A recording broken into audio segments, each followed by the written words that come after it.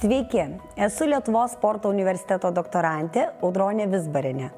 Rašydama disertacinį darbą atlieku tyrimą Lietuvos pradinių klasių mokinių fizinis raštingumas ir jo sąsajos su mokinio individualiais, šeimos ir mokyklos veiksniais.